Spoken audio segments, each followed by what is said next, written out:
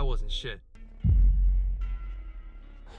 What up, everybody? Nasty Nate. Welcome back to the channel. If you're not already, please subscribe. You're already here. Go back, watch an old video, share it with a friend. I know I've been stuck on the mindset stuff. We're gonna get back to the bike. I took about 6 months off and I'm itching, all right? I gotta get back on it. So today, actually going to be just adjusting some things on the bike. I rode the other day, realized I don't like the handlebar setup. I've been adjusting it, trying to get it perfect for years now. I always end up changing it probably every season just to try something different. And today I'm gonna be adjusting it. But while I do, I was reminiscing. I went down memory lane on Instagram the other day, and I was like, wow, I've been doing this for 10 years now. Isn't that crazy? I've been doing this for 10 years. And there's a couple things that I wish I would have done differently, and I'm actually gonna share that with you guys today. So I'm gonna share 3 things that if I could start all the way over, this is what I would do. So let's get into it. I don't care what anybody says, handlebars are probably the most important part of the setup. If their handlebars aren't right,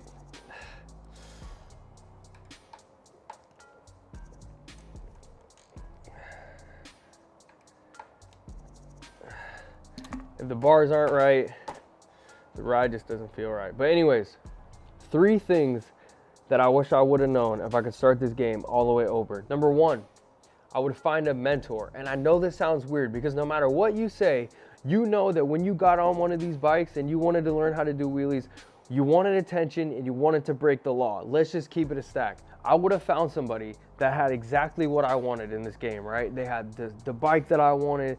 They rode the way I wanted to ride. They had the same style. They had sponsors.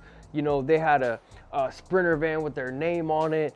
They had money, right? All these things. I would have found all these things in one person, and I would have tried to learn from them. Because I think a big mistake that a lot of us make is we think time equals success, right? We think, oh, these guys are so well known in the stunt community and you know, been riding for 15 years, one of the OGs in the game. I think we mistake credentials for credibility. And I know that's a harsh reality, but it's very true. Just because someone has been riding for a long time doesn't mean they know how to navigate and operate in this game. They might just know how to navigate and operate on the bike, which is totally fine. But if you ask anybody that does this, if they want to make a living doing it, or they want to make an impact, or they want to grow, the answer is going to be yes. The guys that say they just do this for fun, I think they just have given up on themselves so much that they're like, fuck it, I just want to have fun. I'm not worried about taking this serious, which, like I said, I just think that if you ask anyone that does this, if they really want to take it serious and they could monetize it, and like I said, they could be big, they could have an impact, they could do music videos and movies and all these things, everybody would say yes. So let's just keep it a stack. I would find somebody that was doing, like I said, exactly what I wanted. I think the biggest thing that you could do to get an in with these people, because when you're first riding, no one has respect for you, okay?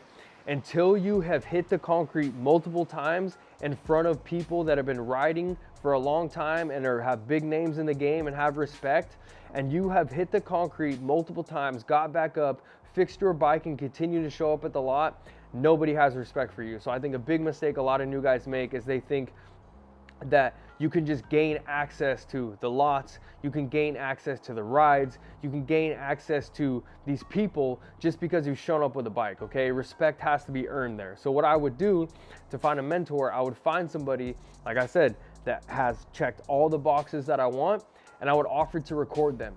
Everybody wants footage. I don't care who's been riding for how long, how old they are, what their status in the game is. Everybody wants footage. I would just offer, hey, when you're here and I'm here, I'll record you, okay? You're gonna get in that person's good graces right off the rip, okay? There's no question about it. If you continue to show up and you continue to record them and post stories and tag them and support them, they're gonna mess with you, okay? That's how you get in their graces. And then you can start asking questions. How'd you do this? How'd you reach out to your first sponsor? How'd you do this trick? You know, how'd you get in that movie? How'd you get in that music video? Those are things that I wish I knew how to do, and I wish I would have done differently. And number 2, I would take this shit more serious. And I'm gonna tell you what I mean by that. Because people are like, Nate, you know, you what do you mean? Of course you took it serious. You have this, you have that, you did this trick. Yes, but what I wish I would have done is all I cared about was learning how to ride, right? Learning how to jump over the handlebars, learning the skill. Seat time, seat time, seat time, seat time. I don't care about anything else. I don't care about Instagram. I don't care about marketing myself in a specific way. I don't care about my reputation. That was huge. I was a cocky. I was a dickhead. I didn't care what anyone thought of me. I didn't care what, basically what I'm trying to get to is I would be professional. And that's something that I wish I would have learned. I had a couple people that tried to help me with that, and I just pushed them out of the way because I thought I knew better, and it bit me in the ass. So I would be professional. I would take the internet very, very, very serious, okay? I would Instagram, I would YouTube, I would have done all these things from the very beginning. I would also build a brand. And what I mean by build a brand is a lot of people think, oh, I'm posting on Instagram, I'm posting on YouTube, I have a brand. You don't. You need merch. You need people following you. You need people messing with you. You need people knowing you, okay? Your personal brand is people knowing you and supporting the things that you do, the way you operate, the bike, right? They know everything about you. That's building a brand, because that is what companies care about. I know people think that companies care about followers and views, which they do. But understand that followers and views, one, they can be bought, and two, they always don't turn into sales. And that's what companies give a shit about. If they sign you up and I'm wearing a Rock helmet like I do, are my followers gonna buy that helmet? Do they trust me? Do they support me? Are they gonna jump ship from one helmet to another if that's the helmet that I'm wearing? The brand loyalty and the personal brand from your followers and from your fans, that's what these people truly care about. So, you know I did that wasn't shit shirts, but I would have done it 5 years earlier, right? I would have created that wasn't shit hashtag and put it out there and started telling people about it 5 years ago. But I mean 5 years before I did, but I didn't do that, right? So I wish I would have taken it more serious. I wish I would have learned marketing. I wish I would have learned branding. I wish I would have learned how to be professional. I wish I would have learned how to reach out to companies. I wish I would have learned how to ask better questions. I guess the the overall umbrella statement is, I think one of the most important things is I would have learned how to be a professional. I would learn how to navigate in the game by creating a brand and learning how to market myself in a more professional way to get away from the negative connotation and the negative outlook that the stunt bikes carry, which is what I'm gonna get into next. And my third and final tip for you guys is, because of the fact that this bike carries a negative outlook, people look at us as criminals. People think all we want to do is break the law and be reckless and don't care about other people around us on the roads, don't care about the parking lots, all these things. I would separate myself from the crowds.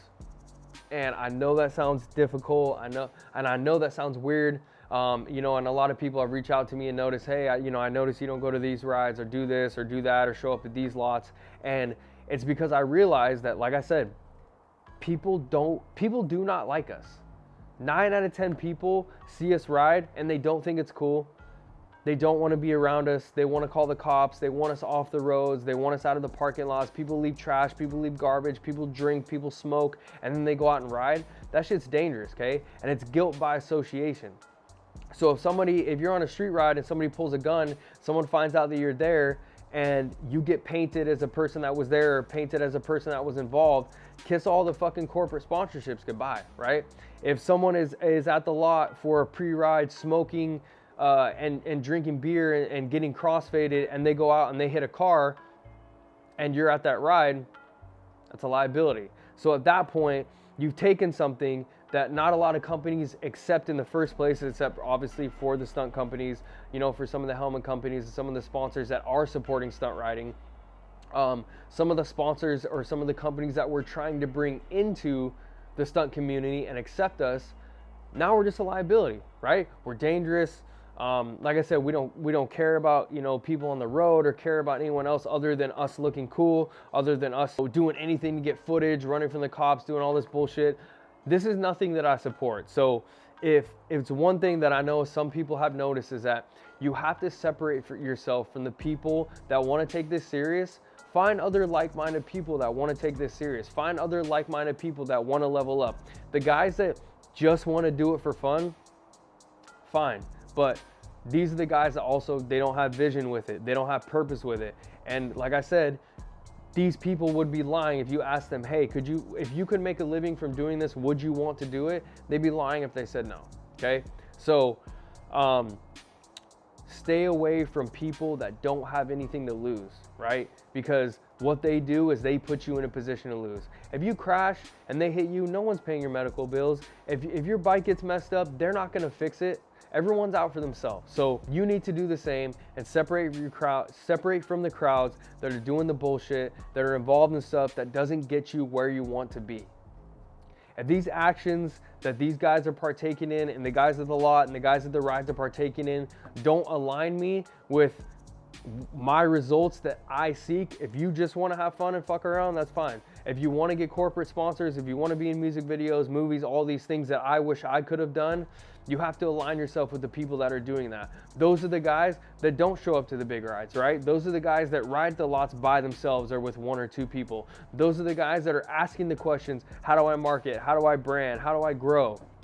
How do I take this shit more serious? So with my 10 years experience, if I were to start this all over, these are the 3 things that I would have done, right? I would have found a mentor, I would have learned how to be a professional, and I would have separated myself from the people that didn't want what I want. So if you guys have any questions, any feedback I can give you, go ahead and DM me on Instagram at Nice8Jr. Everything is gonna be in the description below. Drop a comment. I'd love to hear some feedback about this video. I have a free mindset group, okay? It's on the Telegram app. It's called the 1 of 1 mindset group. I also have an exclusive men's group that I'm going to be opening up with a few slots. If you're interested in that, like I said, go ahead and DM me on Instagram. You can DM me on Telegram. Everything will be in the description below, and I will catch you guys in the next one.